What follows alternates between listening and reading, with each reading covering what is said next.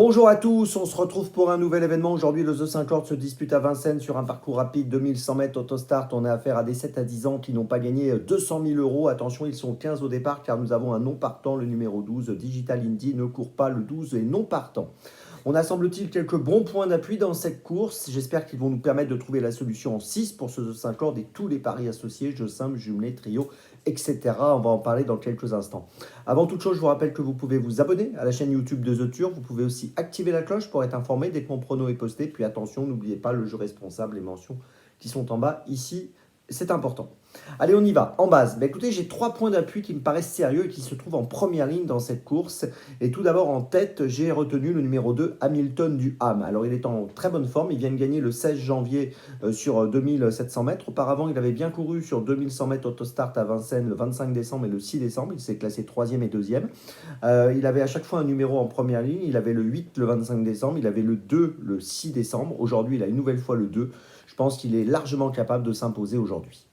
En deuxième position, j'ai placé le numéro 3, Horatius Della. Alors Horatius Della vient de gagner à Vincennes sur le parcours qui nous intéresse, 2100 mètres autostart avec le numéro 4. Aujourd'hui, il a le numéro 3, donc il retrouve encore des conditions intéressantes. Il a terminé 3e à Cabourg aussi au début du mois de janvier. Il est associé à Benjamin Rochard et il constitue lui aussi une base logique dans cette course. En troisième position, j'ai retenu le 5, Grand Roi Kalouma.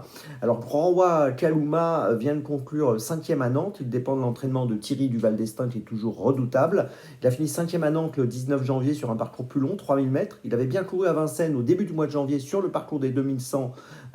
Donc ça, c'est plutôt en sa faveur. Il avait ce jour-là tracé un bon parcours avec le numéro 3 derrière la voiture. Il a aujourd'hui tiré un bon numéro, il a le 5.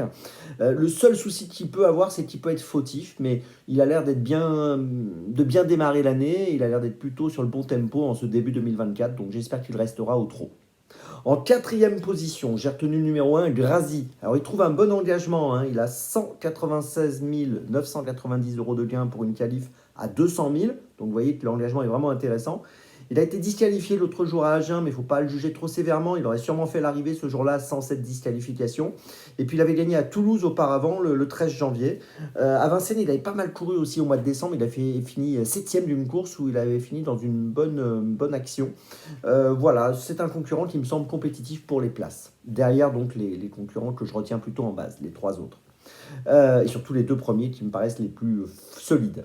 En 5e position, j'ai retenu le 6 Gold Star qui trouve un bon engagement également. 197 390 euros de gain pour une qualif à 200 000. Donc là aussi, c'est plutôt bien. 5e à Vincennes au 1er janvier sur 2850. Il a gagné à Cabourg au mois de décembre. C'est l'entraînement Le Bourgeois.